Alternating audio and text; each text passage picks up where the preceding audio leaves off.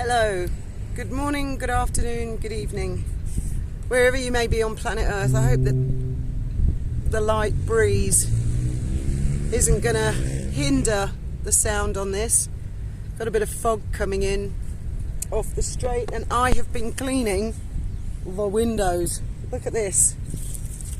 This is flashing tape that Graham thought back in 2012 would be an excellent idea to stop the rain coming in through the windows. And I was absolutely livid because I knew it would be a hell of a business to get it off. And here we are in 2022, and I've also, I don't know if you can see that there, been fixing or cleaning up some of the jobs that need doing. Where is Graham? That is an excellent question. On the internet, I think, downstairs, or the flight sim or something. Anyway, I'm on a break. I didn't put a video up yesterday because I was cleaning the inside of the boat. It's just perpetual boats, absolutely perpetual. Cleaning it and cleaning it. And at the moment there's only 2 of us on it, as opposed to 5 of us. There's 2 of us and a cat. Anyway, today I thought I would talk about people who are never satisfied with their lot, what they have in life. Not that I'm suggesting any of you guys out there are like that, but I think we can all think of at least one person. Oh, stop it with your foghorn. There's always a noise around here of some sort, airplane, foghorn. Yes, I think at least one name springs to mind of someone who's never happy, never content with what she has.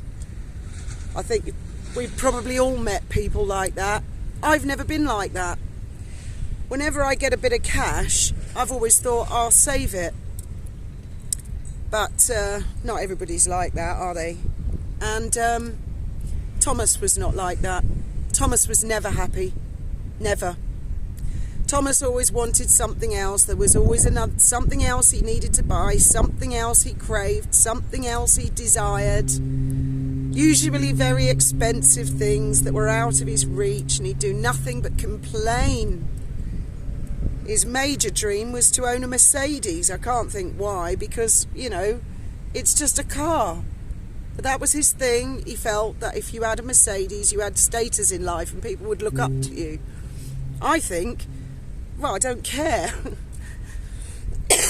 You got to do what you got to do for yourself in life, haven't you? You have to enjoy life, make the most of it. Wherever you live, you've got to find a little bit of magic there. I know we got a lot of magic going on around here, but equally, we have a lot of magic not going on around here. Although that'll be fixed. That'll be fixed, no problem. It's not as bad as it looks, actually. Thomas was a nightmare. Anyway, I met this guy through Thomas. I won't say his name, even though he put himself out there. Anyway, the reason I don't say people's real names is to protect them. Whether they've done me wrong or done me good, I don't want to throw shade on them. It's not because I'm afraid of what they think that I say. Good God. Anyone who knows me knows I go straight up to people and say exactly what I think. And this fella knows exactly what I think of him. He was a real oddball, copper. And I met him through Thomas's shenanigans and activities.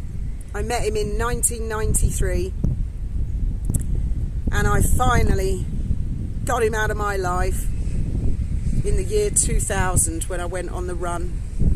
He was a very large part of why I left the UK, actually. I'd been intending to leave the UK since 1997. I really wanted to get out of there because of him, largely because of him. I just didn't get round to it until 1999, when I finally managed to sell my flat, and I'd met Steve Skerritt. Never known Steve Skerritt before. Steve and I only knew each other very, very briefly before I went on the run. And then when I got back, we made friends. I've lost touch with him now. Me and Graham made friends with him, oddly enough. But this man that I'm talking about today, well, I'll call him by his real Christian name, David. David played a large role in my life.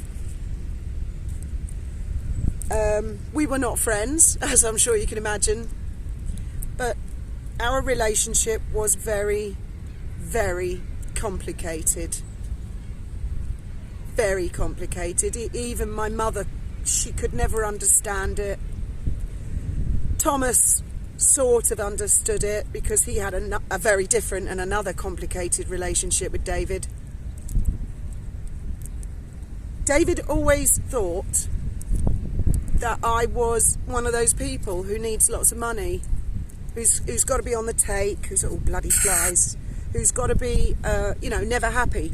Like a sort of, well, I'm not even going to say her name, but I think we all know who I'm talking about. A certain a certain middle-aged lady who just never seems to be happy with anything. Well, David thought I was like that. Poor little rich girl. That's what he thought, because he'd been on the outside. Well, he always was on the outside of my life. Like a kid at a sweet shop with their nose pressed up against the window. And he assumed that because my parents were sort of well known, that we were rich. We weren't. My mum and dad weren't rich. They were skint all the time. But we never let it show. We were, as a family, we were very good at putting on weddings, functions, fundraising events. We were very good at doing it all on a shoestring, and no catering staff. My gran and my mum did all the cooking. Me and my sisters were the waitresses, but we made it like, oh well, we're serving the guests because you're so important, to make them feel like VIP 5-star. My father was an excellent host, so we laid on a good spread for next to nothing. And so people like David, they thought we were rich. He couldn't have been more wrong. Anyway, he was out to get me because of that.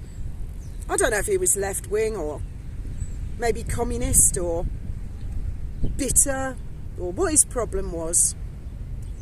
I mean, don't get me wrong, sometimes we got on. I knew him for years. And as I say, it was a very, very complicated relationship. It was never my boyfriend or anything like that. Before any of you start thinking that. It was a very, very odd thing. And anyway, I split up with Thomas. Well, he left me, actually. I didn't dump him, he left me. Because my flat wasn't good enough. Nothing was good enough. He wanted to go off and try and get more money here, more money there. And as I say, I met David through Thomas. So David assumed I was the same as Thomas, and I wasn't. And there I was, sitting in my flat, quite depressed, actually, as you can imagine. You know, when you get dumped, you tend to be quite depressed. But I wouldn't let him see that, like my mum and dad. I didn't want him to know. And he used to phone me up all the time. Usually in the afternoons, about 3 o'clock. I think he knocked off at 3:30, so he'd spend the last 30 minutes of his shift phoning me up. And I wish I'd never spoken to him, actually. But I did, because I was lonely. For someone to talk to. And he sort of reminded me of Thomas, because we'd all been integrated in each other's lives for such a long time. I don't know why he phoned me up all the time, but he did. Anyway, I started a private detective agency when Thomas moved out. I was quite good at it. I did it for about 3 months, and I found it very depressing. The money was good. The money could be anything from £2,000 to £4,000 a month, more or less, depended on the clients. It was all matrimonial. It was all other people who'd been dumped or who were being cheated on, and obviously because I'd just been dumped, I wasn't in a particularly good emotional place to be doing that. So I felt quite down and quite low a lot of the time. And I stayed friends with Thomas. He lived in a flat in Brighton, and he used to come round every single day. I mean, I don't know why he moved out. Might as well have stayed at the flat. Anyway, he said, why don't you get yourself a decent car? I've always driven old knackers, but I thought, well, I've got this private detective agency, and yeah, maybe I should. Maybe it will make me feel better. But, I mean, I was working for myself. I was self-employed. So I wanted to get a decent car. I found this place in Twickenham that sold second-hand cars. They were vastly overpriced, but they guaranteed they would give absolutely everyone and anyone credit. So I went down there, and they said, what's your name? I said, Fiona Mont. And they said, where do you live? And I said, Sackville Road. Gave them my address. And they said, well, you need pay slips. You've got to be on PAYE. And I thought, well, I'm not. I'm self-employed, but they wouldn't do that. So I made some pay slips. I know, that's really naughty, isn't it? I knocked some up on the printer, which were actually quite modest in comparison to what I was actually earning. And I thought, well, I don't care, because the car was something, I think the car was about £5,000, and I thought, well, I'm going to pay it. I've given my real name and address, and they know where to find me. And I thought I'll pay it off in lumps. I'm not going to muck about for the next 2 or 3 years paying off instalments. I'll do it. Anyway, David found out there was nothing criminal in it, not even making fake pay slips, because there was no intention to defraud them. My intention was to pay. Otherwise I wouldn't give him my real name and address, would I? Anyway, the spiteful little git, he phoned them up, told them I don't know what. They came and repossessed the car after 3 days. I was in the car, kicked off something big time. I was in there, locked myself in it for hours before I thought, well, this is futile. They took the car. I said, I want my other car I traded in and my £100 deposit. They said, come to the office tomorrow. I think their office was in Durrington. I went to the office, I'm not kidding, big boardroom. There were about 20 men sitting on the other side of this gigantic table, one chair the other side, right in the middle of the room, and I sat on that, and they were all lawyers and stuff. And they said, well, what did you do? I said, so what? I made up some pay slips. All right, well, either you give me back the car and I'll pay the loan, or give me back my trade-in and my £100, and we'll go back to restitution. Oh, no. Oh, no, we've spoken to David. No, we've spoken to David. I'll tell you what's going to happen. They put a charging order on my flat for the £8,000, which obviously I had to pay. You've got to pay a charging order when you sell the property. And they kept my trade-in and they kept my £100. So all told, it cost me about £3,000 a day, car hire. How's that?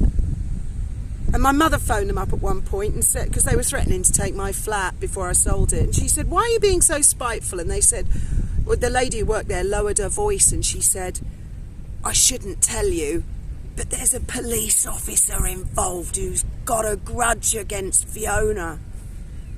My mother said to me, why'd you have that David in your life? I said, I didn't invite him in, you know. He invited himself in with his friends. Anyway, so there you go. But you've got to let it go. I mean, I remember the experience. I'd forgotten all about it till I pulled that file out the other day. But this is what I mean. You've got to move on in life. And you've got to make the best of what you've got.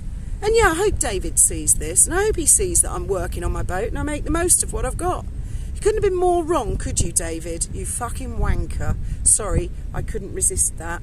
Oh, yeah, and also, please come and join the Discord group. I haven't had time to join in myself, but they're all chatting to each other.